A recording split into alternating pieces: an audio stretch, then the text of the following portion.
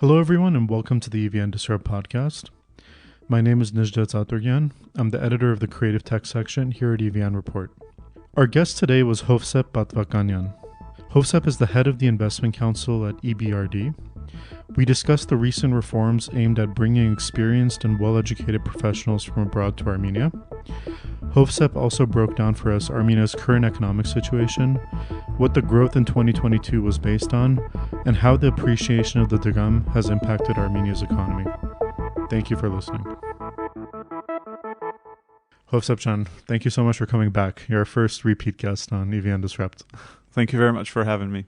Hovsep, so recently the Investment Council announced a series of reforms that were aimed at attracting talent from outside of Armenia to come to Armenia to work. There's some specific criteria as to who qualifies and such. Can you present the program a little bit to us and talk to us about the advantages? Sure. In February of 2022, we started the process of working with different business associations who are members of our investment council, who represent overall more than 3,000 businesses in Armenia.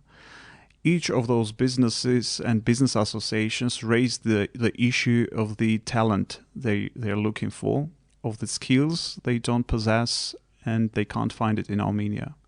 So we've started to dig deeper into the international practices to see what kind of solutions we can give to those businesses who need the skill set. We've realized working with diaspora Armenian organizations that most of the diaspora Armenians want to come to Armenia to work, to be involved in the businesses, in the universities, in the foundations.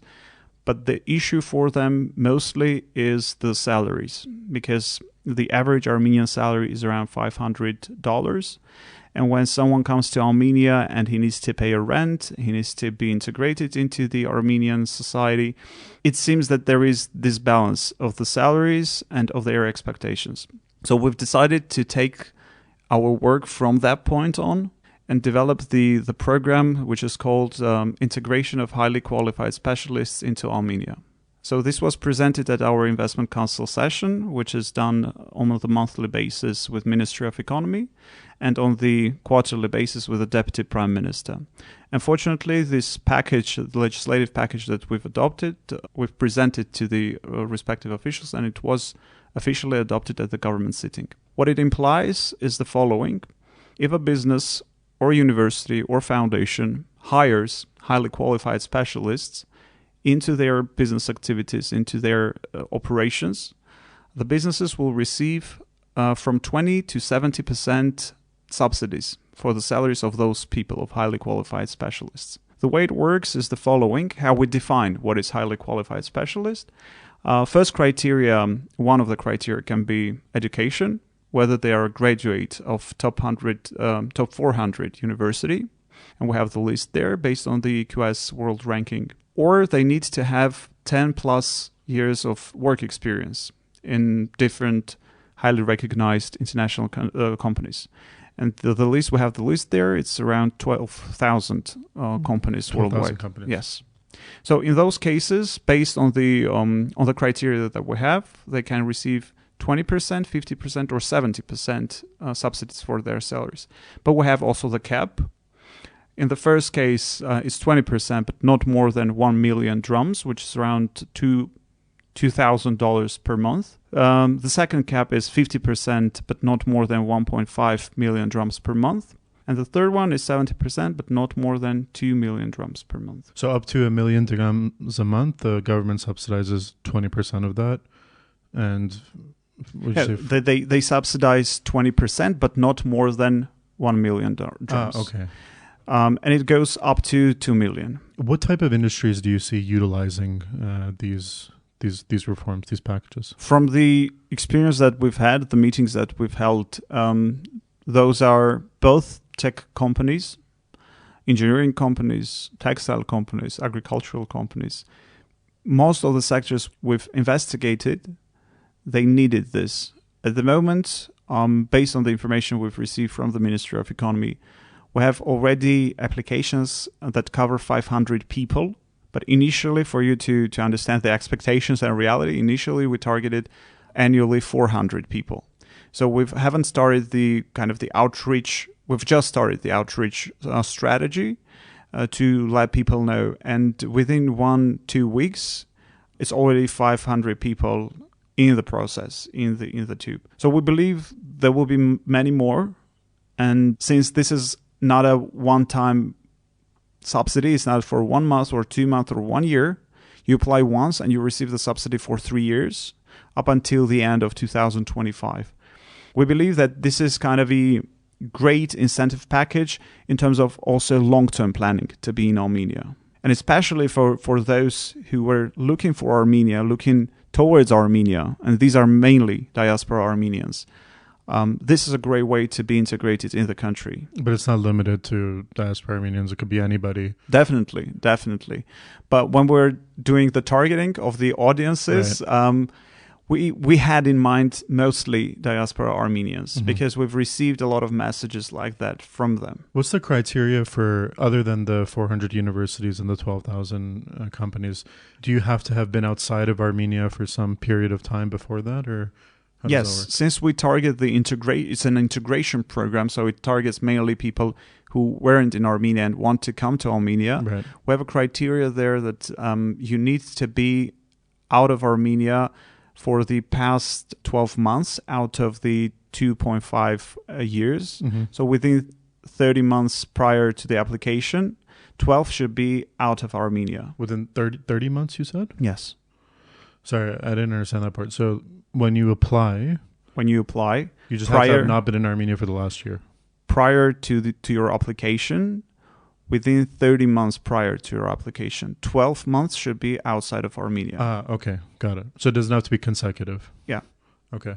So this could even target Armenians from Armenia who have left Armenia for school. Definitely. This could incentivize them to come back for competitive salaries and continue their careers here instead of finding work in the U.S. or in Europe or something. Yeah. Okay, that's really interesting. It's kind of like an extension of some past programs that have allowed Armenians from Armenia to go abroad to study at really prestigious universities. But there's often been the problem of getting them back to Armenia. So this kind of closes that loop. Do you see it that way? Yes, definitely. This is our other target group that we have, because you can't really force people after their education at Oxford, at Harvard, and many other universities to come to Armenia and to continue working in Armenia. Yeah. Because their salary expectations might not be adjacent to the realities. So here we also incentivize those people who are the graduates of these universities to come and continue and to utilize their skills in Armenia. In Armenia, yeah. Let's speak a little bit about some of the other reforms that you guys have in mind. So the Investment Council works on legislative reforms, legislative packages, and it makes suggestions to the government as to what legislation to pursue. Was my understanding correct? Yes. And this is an idea that originated from you guys. What are some other projects some other legislative proposals that you have in the works? The way it works today is the following. The issues in the legislation are raised by our members, which are business associations. And then our team of experts, of lawyers, economists, we dive deeper into the issue and develop the legislative package. So obviously one of the recent issues that was brought to our attention, and not only to our attention, but basically our experts were involved in the process from the beginning, was the situation in Syunik and Vayostor after the Azerbaijani aggression on the sovereign territory of Armenia. This past September. Yes, in September 13, 14. So we've had different discussions with business associations and with businesses operational in those regions, especially in the tourist sector, and we believe that the consequences of this aggression have been very harsh on those businesses. There have been a lot of cancellations. They are open, they are operational, but they don't perform well. They don't work at their full capacity. So what we've developed already a package that will be circulated very soon within Ministry of Economy, is the kind of assistance package to the businesses that work there, but in a way that it targets Yerevan businesses who want to do corporate retreats, trainings, meetings outside of Yerevan if they do their trainings and events in Syunik or Vayosdor regions, then the state will reimburse them 60% of their costs, of their organizational costs. In this way, we try to navigate people from Yerevan to those regions to do trainings there, to keep those regions active. Bring some economic not activity. only in terms of the money, because just to give a money on a grant-based scheme, this will not revive the active infrastructure and the active economic life in these regions. And we believe that if this program is enacted, this will be a good catalyst for the revival. Yeah.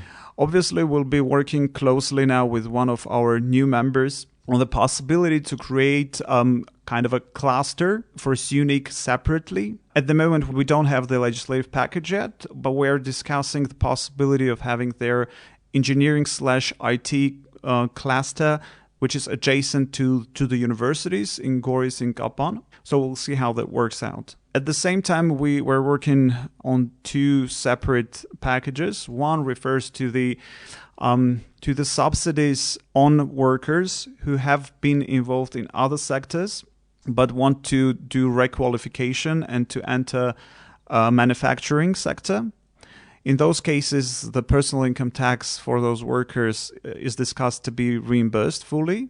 So if you're a company in textile, let's say, and you go and hire someone who didn't work for the past 10 years, which is mainly students, recent graduates, or people who is 50 plus. Mm-hmm. And you kind of implement the job on training. You have them for 1 year, you train them, and they're accustomed to your sector. Then for those workers, you'll be having the reimbursement of their personal income taxes that you paid. Another package that we currently are discussing refers to the online education and also offline education. Usually when we work with and we speak with businesses, most of them mention that at some point they need to do the program of qualification for their workers, for them to have better skills, better adjusted to the new realities, new practicalities. So through this program, in case they are workers, they apply for a kind of certificate program, be it Coursera or be it a certificate program offline in Harvard, they'll be able to receive assistance from the state. No, it's fantastic. Especially, I think, even in the IT sector and some of the sectors that people may expect to be much more advanced in Armenia, there's a constant need for retraining and upping skills. So I think something like that would be of great assistance. I want to speak to you a little bit more generally about Armenia's economy presently, because it's been a very interesting, or I don't know how to put it, year for Armenia's economy. Eventful, I would say. So in 2022 has seen incredible growth, 13-14%. Of Armenia's economy. And a lot of it, I think, started in February when the war in Ukraine started, and we saw a large influx of Russians, Ukrainians, and Belarusians to Armenia. What that growth is based on, what's the foundation of that growth? Is it as simple as there's just been a huge influx of foreign capital through more people coming to Armenia? What is happening? Unfortunately, this is consumption-driven growth. It's not investment-driven growth. What happens is that a lot of Russian, Ukrainian, Belarusian companies, they move their offices here, they move their stuff here. At the same time, when you look at the remittances, we've recorded $2.5 billion remittances in the first 9 months for Armenia. What is that in comparison to previous years? Which is around 5 times more. Wow, 5 times last year. Yeah. Yes, if I'm not mistaken. I need to check the figures, but it's from 4 to 5 times more than we used to have. And obviously, when you have this money inflowing your country, and the Armenia's economy, let's be frank, is not ready doesn't have the absorption mechanisms to absorb this kind of influx of capital within the short period of time. You have record of double-digit growth. When you look at different sectors, obviously there are some sectors that are doing better than others, where it's more evident that this influx has happened. With the IT in the past 9 months grew by 30%. When you look at the numbers for the construction, it's 14 and 2%. The manufacturing has grown by around, again, 19% when it comes to the manufacturing, not the mining. Obviously, there are some factors that are in our favor when it comes to substitution in the Russian markets of certain products, especially the premium set of product lines. Armenians are doing quite well. This past 6 months, we see a huge export volume of roses to Russia because there is a ban for rose import from Europe to Russia. And the companies that were operational here, Right. even those who were doing the greenhouses for tomatoes or cucumbers, they very fast switched to rose production because this is something in huge demand right now. But at the same time, when we look at the export figures, we see that export grew quite a big margin. Well, we need to understand that there is a lot that accounts for re-export. Can you explain what that means? Re-export is basically when you import a certain product and then you export it to another country. And it's not produced in Armenia. So Armenia is kind of a transit point. And when you look at the products that the biggest growth was accounted for, it's cars, which is obviously now produced in Armenia. It's paper, it's wood.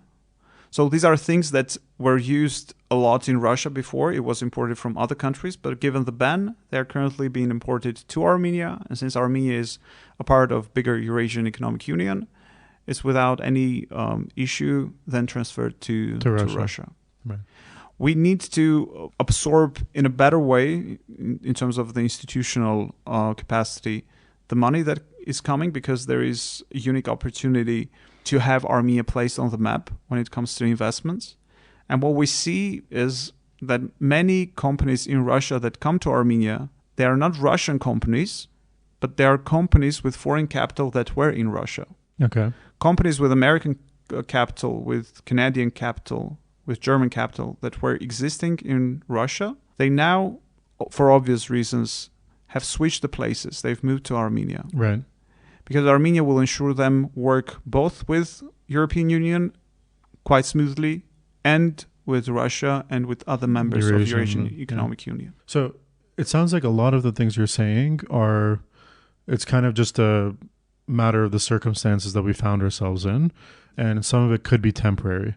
So what are some of the more tangible ways we can actually capture as much of it for a more permanent growth as possible? And that's a very difficult question, but yeah, but the thing is, when a business moves to Armenia, if it's not an IT where they don't really have an issue, I mean, they find a business center, they hire, they close they rent out and close the area, and they're ready to go. They have the laptops, they have the computers, and they're ready to go. Right. But when we dig deeper into the manufacturing processes, there are a lot of things that can be done. One thing is, in general, the import of manufacturing capacities, equipment, machinery, etc., if it's not from Russia. At the moment, we have an issue of the import when you don't have any invoice at present. I'm saying this for the case of Ukraine. When we had the cases, Ukrainian businesses wanted to move to Armenia with their manufacturing capacities, with machinery, etc. And at our customs border, they need to present the invoice for this machinery to be able to do the customs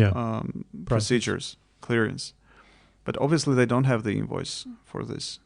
Now we're working on the legislative package on this as well, to have a simplified procedures for those who want to enter Armenia very fast. Let's say it was a crisis in Syria, it was a crisis in Lebanon. There have been many more cases like this when they want to enter immediately. They're ready to move, but they are coming here and they are stuck at the customs point for a month. Yeah. So this is something that needs to be worked out, and we will be digging deeper into this for sure in the upcoming several months. So you think that opportunity hasn't been missed yet? There are still companies that would be willing to relocate. The other thing is, I believe there should be a package developed which includes kind of a concierge services from the state to any big businesses that come to Armenia, which will include basically doing the water connection, gas connection, electricity connection, all those kind of pain in the ass procedures that most of the businesses here don't find very favorable.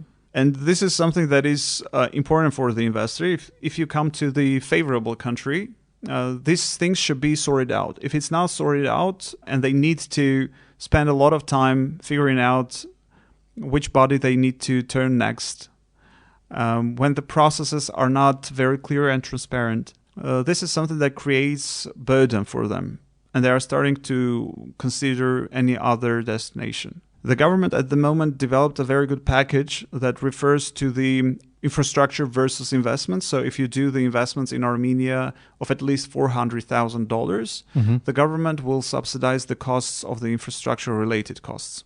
So it's electricity connection, roads, etc. And this is good. But most of the frustration from these people is coming when they are dealing with the administrative procedures, when it comes to dealing with water connection, electricity connection, gas connection.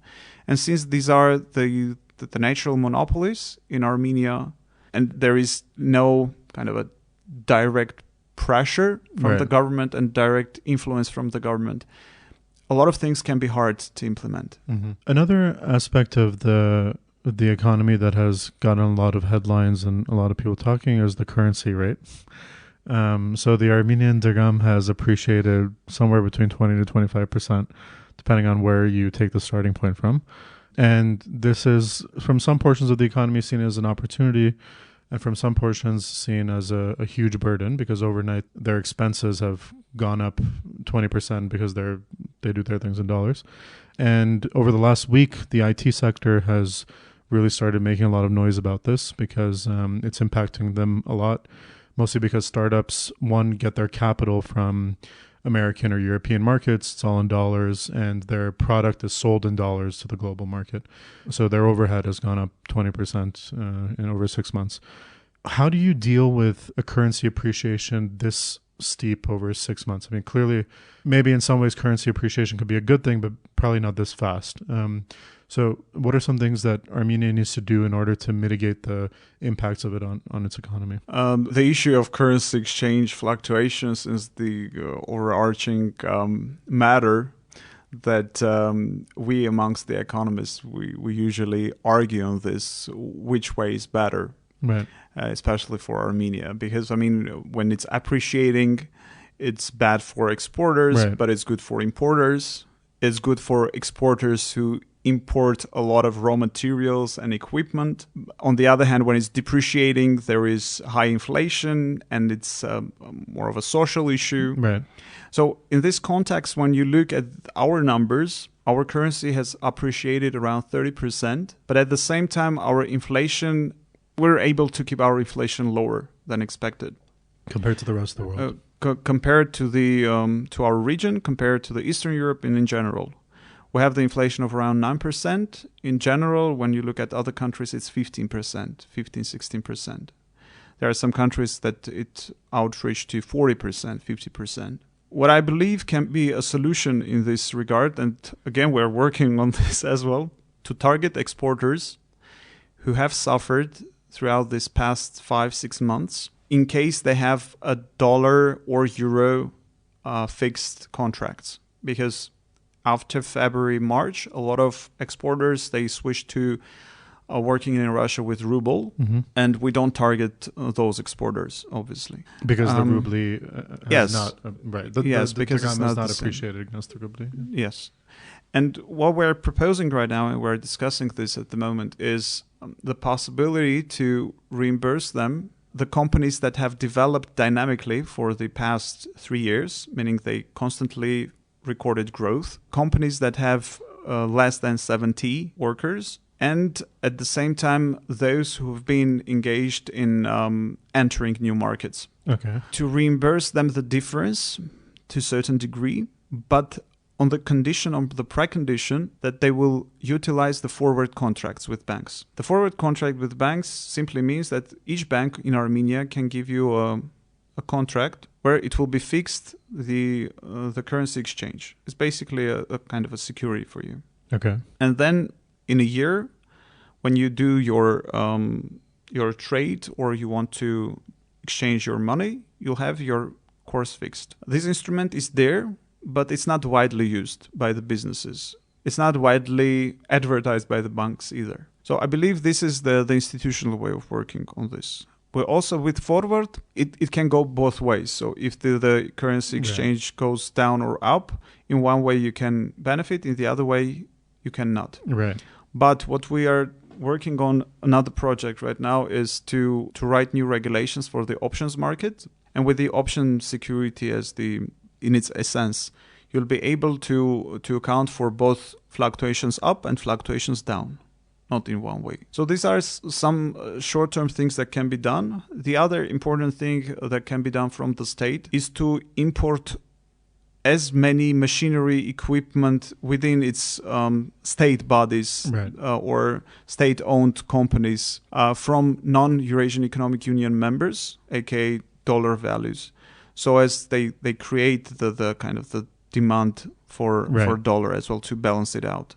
Because I mean, when you look at the businesses' expectations, they go to the central bank and they're asking them to do something for the exchange rate. But central bank is accountable for inflation targeting and financial stability. Right. So this is purely within the mandate of Ministry of Economy, and that's what we're working with them on. And do you think the exchange rate is, and this is very speculative, but do you think it's a temporary thing, or do you think long term it'll go back to where it's been for 7-8 years, which was the 485 to 500 range? I think that at the moment the exchange rate should be much more appreciated than it is right now. So it is at the moment around 400. I believe the real exchange rate at the moment is around 370, 360. Because the Central Bank of Armenia at the moment is doing a lot of interventions and they're keeping this 400 because they realize that if it's going even down, it might be disastrous for the closure of the year. But I believe this will not be a short-term thing, because I don't see in the nearest future Russia, European Union and US sitting at the same table signing a peace agreement and agreeing on certain terms.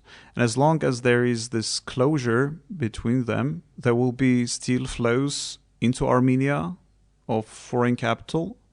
Most of the foreign capital that was existing in Russia, they will be trying to find a way to flee to other markets.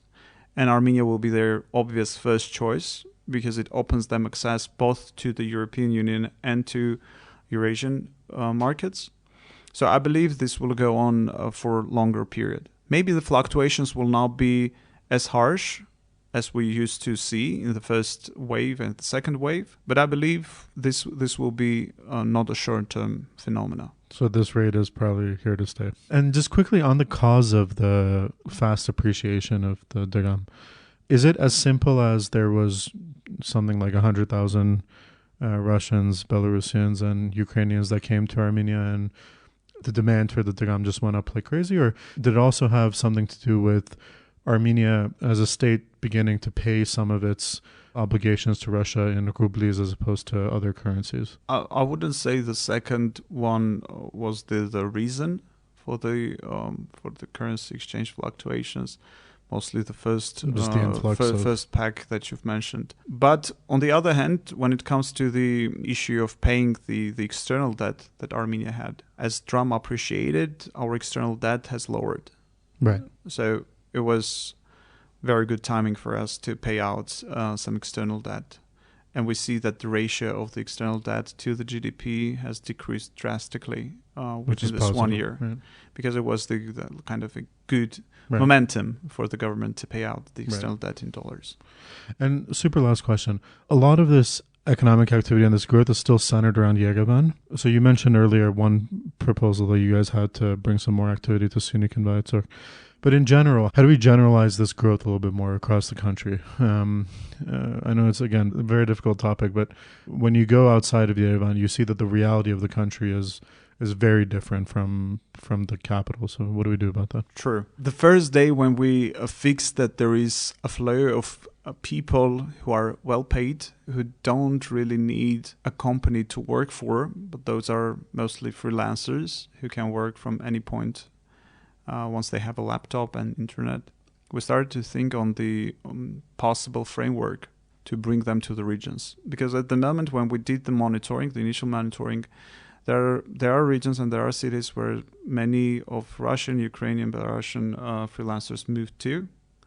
We've counted around 800 people in Zakhkadzor, around 100 people in Stepanavan, around 800 in Dilijan and Vanadzor together. So we see that there are some movements. It simply needs to be institutionalized some way or another. We've talked to one of our partners who has the BNB in Debet. Mm-hmm. They are fully booked in a village with 8 people available, and they are building another one right now. So what we see is what these people need, and this is something that we need to come from. Not to offer something and then expect them to use it, but to sit with them and ask what you want. In which case, you, as a well-paid professional who only needs a laptop and internet, will move to a region. So far, we've kind of mapped the areas which are important for them. First is the community. Yeah. So it doesn't really matter for them whether you have a Starian street in every city or not, but as long as there is a community of the like-minded people, they can find their leisure and organize their leisure. The second one is internet. The third one is infrastructure in terms of the apartments. Mm-hmm. So you know that the apartments in the regions mostly are not in a good state. So this was another issue that was mentioned. What we're thinking of is this dream framework, which we started initially to discuss with TUMO, and then we'll be working with the Ministry of Territorial Integrity. To keep it short, the framework is as follows. Adjacent to the schools in Armenia, you allocate one upper floor of each school to a co-working space where you have the IT freelancers being involved. Those, if they are using this area free of charge, they also should receive certain hours of voluntary work with the children of the school in terms of both teaching, but also in terms of changing the environment. Because, I mean, when you go to the schools in the village, you see a lot of children, they don't have anything else to do after school. And this is the way kind of to change the whole atmosphere. Yeah. This was their kind of professional framework where they can work and where they can benefit from giving. But adjacent to the school, there should be an area where they can live in kind of a new U-shaped or triangular-shaped community houses where they can live all together, where they can eat all together, they can organize their leisure. And in this way, imagine a situation where you have in each village this kind of small oases, small clusters created. And around these clusters, the ecosystem will be created sooner or later. And then you keep people in the villages, and then you keep people motivated in the villages to do more. Yeah. Because we're always saying that the villages shouldn't only be involved in the agriculture. They should be doing IT, tech, and many more things. But you need to show them that it's cool. You need to show them what they will become if they are engaged into this. Because for most of them, it seems very far and beyond reachable target. Yeah. And here you have a case on their upper floor, just like TUMO model, basically. Right. When you have on your top floor a direct visuals of what you will become if you do this, and how you can be integrated. So this is the program and the framework that we have in mind, and we'll try to work out next year on how to make it possible through the legislative changes, through the donors, and through the investments into these infrastructures. Yeah. I spent the first year and a half I was in Armenia working remotely across the country. I was in Gyumri, Goris, Vanadzor, Kapan, and stuff. And the biggest thing I was missing was co-working spaces. Yeah. So I would have loved the program like that. So great. If you guys you'll be one of the first I might go back. Yeah. Hovsep, thank you so much for joining us today and sharing with us your experience and your knowledge. And we hope you'll come back again for a third time. Thank you. It's always my pleasure. Thank you, Hovsep. Thank you.